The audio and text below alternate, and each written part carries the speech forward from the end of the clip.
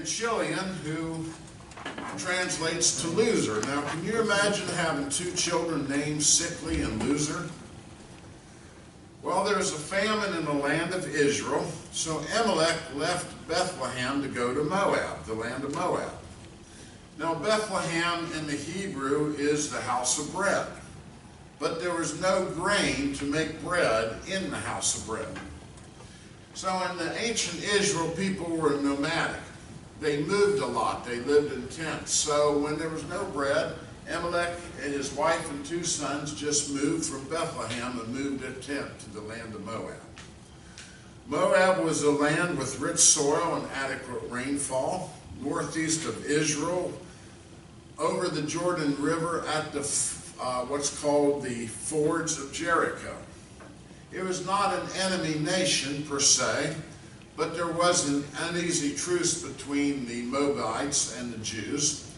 And also the Moabites, they worshiped the god, small g, god, Baal, and they did not recognize the God of Israel.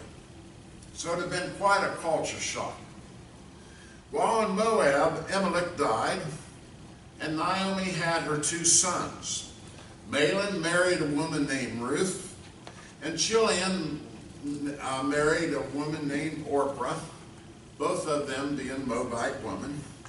But neither of the women had any children. This is significant to the story. Neither of the women had any children. Then Mahlon and Chilion died, and Naomi, who came originally to the land of the Moabites with her husband and 2 sons, now felt deserted by her family and deserted by God. She was helpless because there was no social security, no food banks, no social services to help a grieving widow, and all her dreams had been dashed. So there was nothing left for Naomi in the land of Moab. So she decided she was going to go back to Bethlehem. Well, she told her 2 daughter-in-laws, stay here, there's nothing for you in Bethlehem. But both daughter-in-laws said, no, where you go, we will go. Well, eventually Orpah decided to stay. She did not make the trip back to Bethlehem. And she disappears and fades away from the story. We don't hear from her again. But Ruth clung to her mother-in-law with the beloved words, don't ask me to leave me, don't ask me to leave you, don't ask me to turn back from following you, because where you're going I will go. Your people shall be my people, and your God shall be my God. So when Naomi returned to Bethlehem, the women were excited to see her. She had been gone about 10 years. They welcomed her home, but Naomi, her name means pleasant, in verse 20 said, don't call me Naomi. Instead, call me Mara, bitter. For the Almighty has dealt bitterly with me. I went out full, and the Lord has brought me back home again empty. Chapter 2. Ruth was around 30 years old, middle-aged for that day. And when she arrived back at Bethlehem, it was the beginning of the barley season. Now, people who owned fields hired workers to harvest the barley, but also, according to Levitical law, they were to leave a little bit on the ground for gleaners. Gleaners were poor people who had no food. So after the fields were harvested, the gleaners could come and pick up some grain in order to make bread. Well, Ruth had just come back. Ruth and Naomi had just come back, and they were poor. And so Ruth asked permission, may I go and glean so that we could have some food? She did not waste any time feeling sorry for herself. I like the saying, in this life pain is inevitable, but suffering is a choice. We all have pain and illnesses and trials and troubles. But the difference is how we choose to handle them. I am taken by a poem that Fanny Crosby wrote when she was just 8 years old. Fanny was blind almost from birth.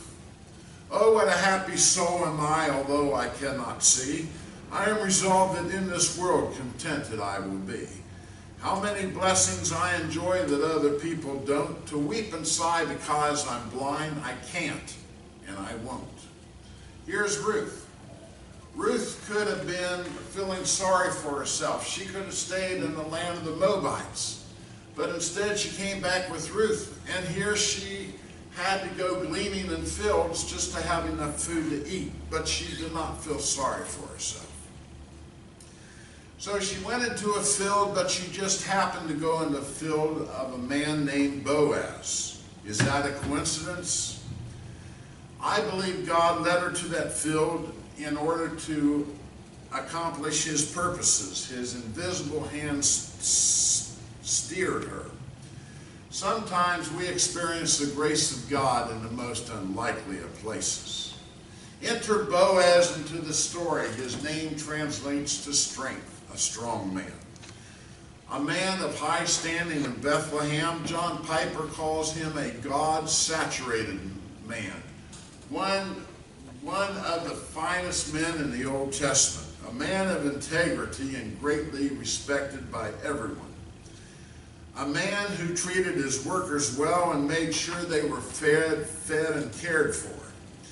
And he always told his workers to leave some little extra grain so that the poor would have something to eat.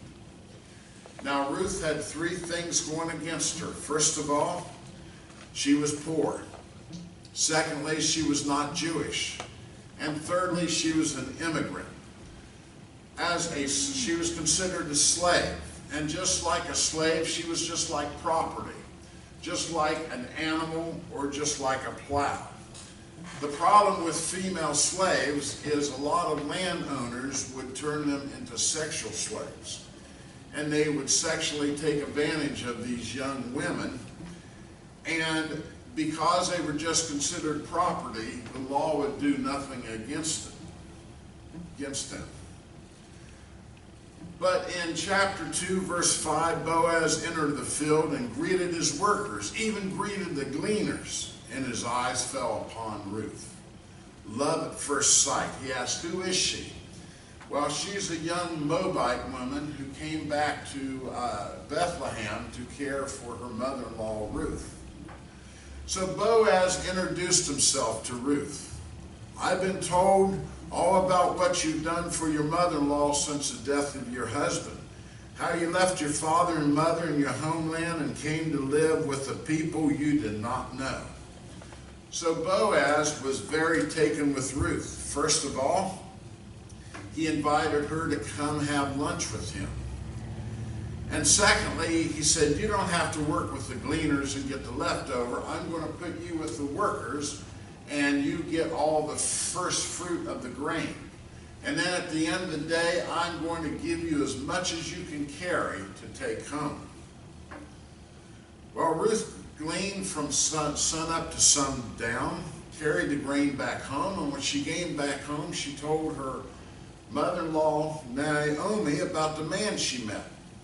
What's his name? Boaz. Oh, I know Boaz. He's a close relative of your father's. The Lord bless him. Boaz is a close relative of my dead husband, and he is one of my kinsman redeemers. Chapter 3. Naomi had a plan. She turned into a matchmaker. Boaz, by rights, had a responsibility to take care of his husband's relative, or of his cousin's relatives. So Naomi came up with a plan, what John Piper calls strategic righteousness. She told Ruth, I want you to take a bath and put on as much perfume as you can, and I want you to put on your prettiest clothes because you're going to see Boaz tonight. Well, every night during harvest, after they brought the grain in from the fields, they would take pitchforks and throw the grain up in the air, and the air would separate the grain from the chaff, and this was done on what was called the threshing floor. Now, all the threshing floor was it was a rounded, flat area where the dirt was pounded down, and that's where they did their threshing. And then after their threshing was done, then the men, and it was all men, laid down and slept for a few hours. So they worked from sun up to sundown, then they did their threshing till about midnight, and then at midnight they slept a few hours, and the next day they started up again. Before I continue, let me remind you again, this is a different time and a different place, so don't judge the story by our 21st century American values, but 1500 BC Mid-Eastern. So after Boaz had a very long day, he laid down and he went to sleep. Meanwhile, in chapter 3, Ruth snuck up to the threshing floor while Boaz was sleeping and laid down at his feet. No problem, except the Hebrew word for feet is margela, and is actually not feet, but it's his private areas, his male genitals. She laid down next to him. He's covered, she is not. In Isaiah 6:2, the seraphim, who's one of the two angelic orders of the Bible along with the cherubim, they had 3 pair of wings. 1 pair covered the eyes, 1 pair covered the feet, and 1 pair they used to fly for modesty. So we know this Hebrew word and we know what it means. So Boaz wakes up startled and he sees this woman sleeping next to him. Again, he's covered, she is not. We hold our breath now, because what if Boaz misinterpreted her intentions? What if he thought she was just a common prostitute? "Who are you?" he asked. "Oh, I'm Ruth, your maidservant. Please take your maidservant under your wing, for you're a close relative." Now listen carefully. This is not a sexual activity. This is cultural. John Wayne was in a movie called Rio Lobo. And during the night, he got in his sleeping bag and slept. And when he woke up in the morning, there was a young woman sleeping inside of sleeping bag with her. And he asked, "Who are you?" And she said, "Well, I'm so-and-so." "Well, what are you doing here?" And she said, "Well, I looked at all the men in the camp, and you look comfortable." "Comfortable," John Wayne said. "I've been called a lot of things in my life, but I've never been called comfortable." This was the movie's way of letting us know as viewers that this was just a very innocent gesture on the part of the girl. She just wanted somewhere to sleep where she'd be safe for the night. It's the same thing with Ruth. Ruth was not doing this to sexually entice Boaz. It was a cultural expression. It was bold gesture on Ruth's part, but not inappropriate. Jewish law mandated that if a man had immoral relations with a woman, he could not become her kinsman redeemer, so we know nothing happened that night. Now in Africa, there's a custom that if a woman wants to propose marriage to a man, she takes him a plate of steaming fish. Well, in essence, this is what Ruth is doing. It's been said, love first comes into the heart of the woman, but comes through the stomach of a man. Any of you ever hear of Dog Patch, Arkansas? Dog Patch? Okay, you know Dog Patch. It comes from the comic strip Little Abner, created by Al Cap. Hezekiah Hawkins was a mayor of Dog Patch, and he had a very ugly daughter named by the name of Sadie. He wanted to marry her off, but nobody would come around her, so he created Sadie Hawkins Day. On Sadie Hawkins Day, Sadie, with all the unmarried women of Dog Patch, the men got a 10-second head start and they started to run. And if a woman was able to catch a man, then she took him before Mary and Sam, and there was a shotgun wedding. And sure enough, Sadie may have been ugly, but she could run fast. She caught her a man, and they got married. Thus, Sadie Hawkins Day. How many of you knew that? Okay. Well, anyway, this is the Old Testament version of Sadie Hawkins Day, where Ruth came to propose marriage to Boaz. To throw a cover over a woman meant that she meant a gesture of, you're going to become my wife. From Ezekiel 16:18, God said to the nation of Israel, I spread the corner of my garment over you. I gave you my solemn oath and entered into a covenant with you, and you became mine. Now we hold our breath. What is Boaz's answer going to be?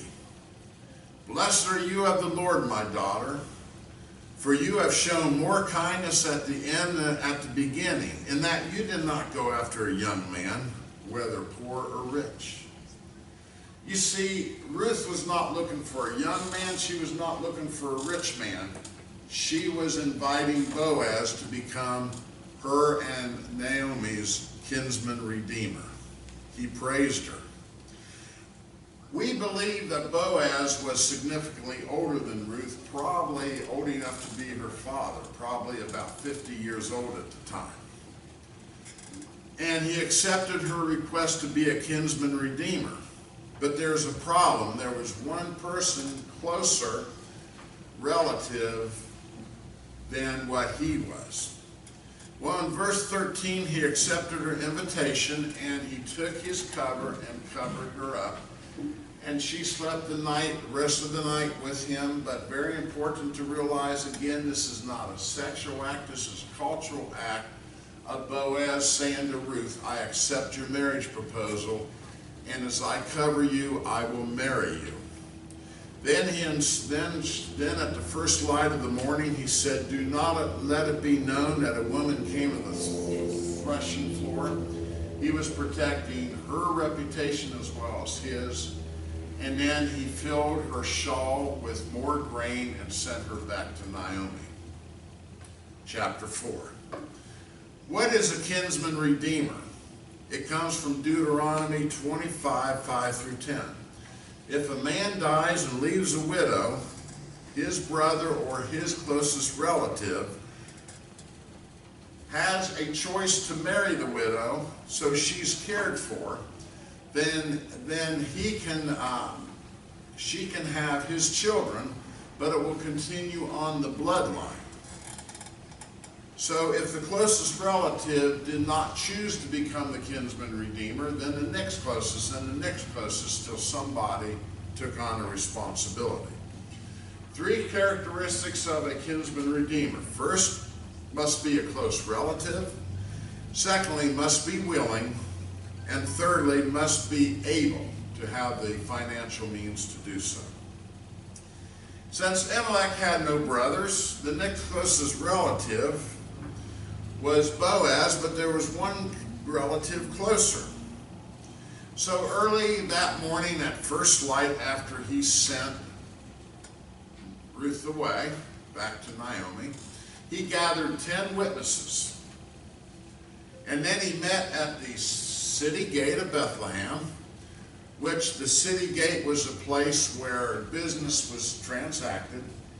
And he approached this next unnamed relative, and he explained the situation. And he said, I'm going to give you first chance to become the kinsman redeemer. He accepted.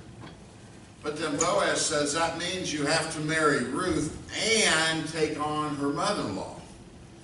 Now this man was already married, and nobody wants a second mother-in-law.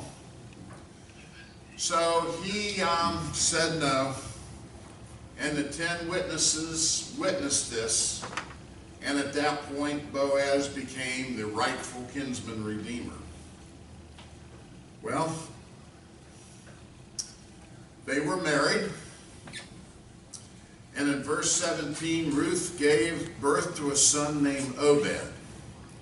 The book of Ruth concludes with the genealogy, and Becky, the Bible has 41 genealogies in it, from Genesis to Revelation. And genealogies remind us of the promise that God gave Abraham that his seed would be blessed, and that his descendants would be as many as the sands of the sea and the stars of the sky. So, Obed was the baby, the father of Jesse, the grandfather of King David. This baby that Ruth held in her arms would become the grandfather of King David. Further down the genealogy chart, there would be another baby born in Bethlehem that would come from this bloodline, and what was his name? Jesus. Ah, see how the story comes together? Okay, give me just a minute here, a couple minutes to tie this in. The story's over. How'd you like the story, Luke? Pretty good story, isn't it? Okay. The book of Ruth is more than just a feel-good romantic drama that ends with, and they live happily ever after.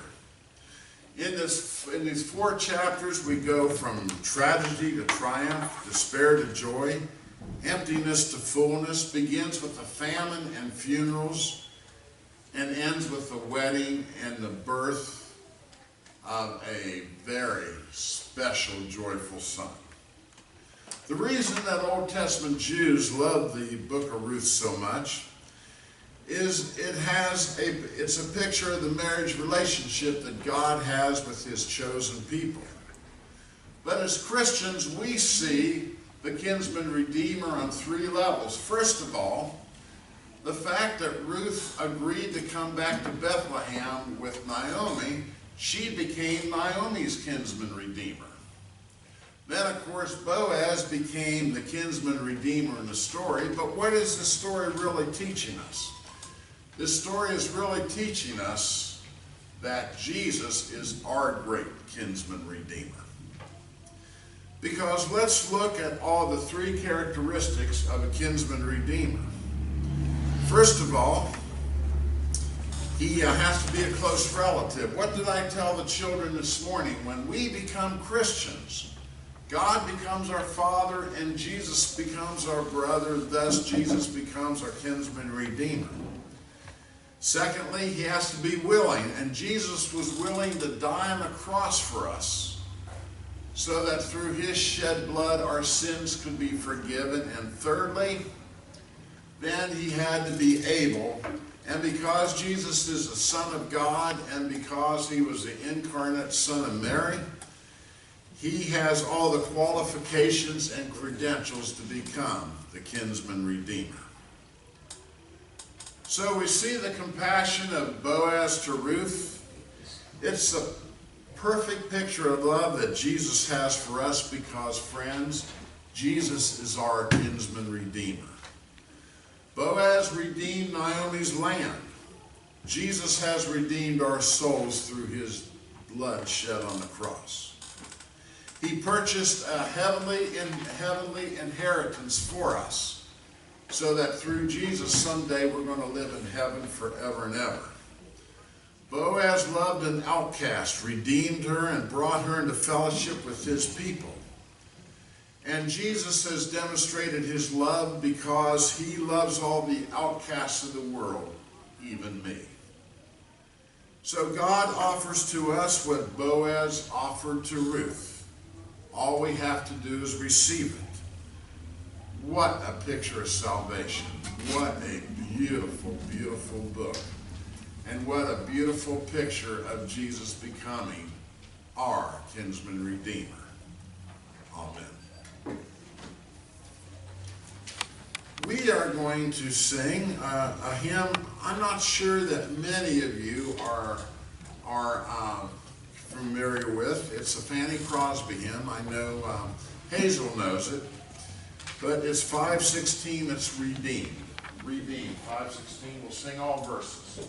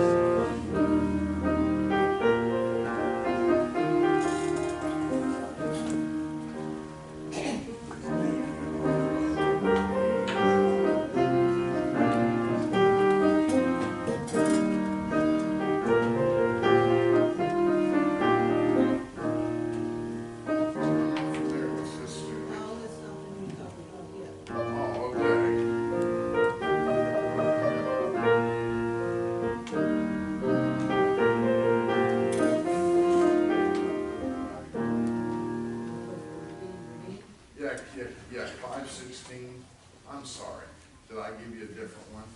No, that's 5:16, Oh, is it? but that's not the one you wanted. Redeemed, oh, I love to proclaim it, redeemed by the blood of the Lamb, redeemed through his infinite mercy, his child and forever I am. 356. Okay. Let's see. Sorry about this. Oh, okay. 356. Sorry about that. You're just playing the hymn that we gave you, aren't you? Okay, 356.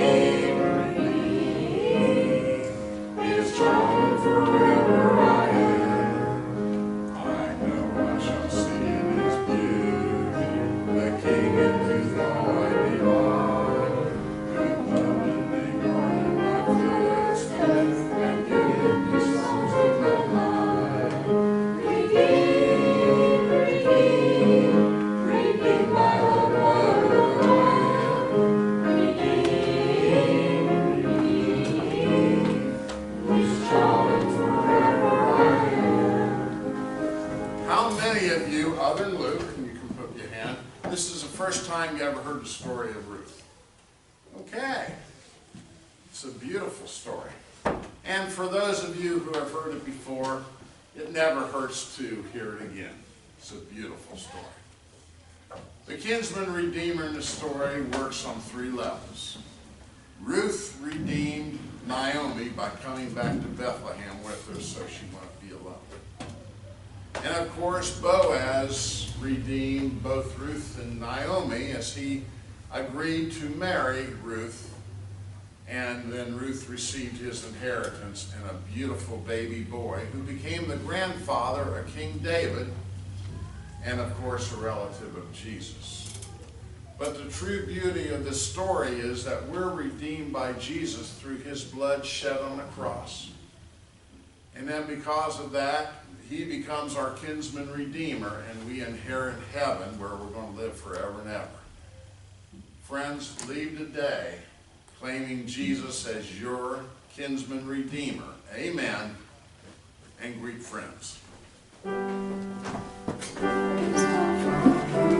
Blessings flow, praising all creatures here below, praising all of the heavenly hosts, praise God of Zion. Facebook for some reason kept messing up the audio. We're listening on the computer and then someone says something about it on the Facebook, so check there. And I'm going to upload the video that we recorded, but it kept cutting it in and out.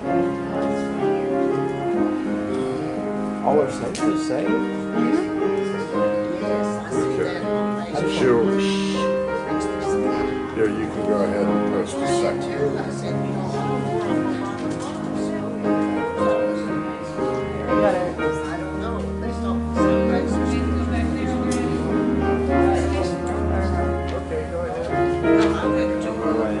In other words, you done with the camera? Yeah, done with the camera.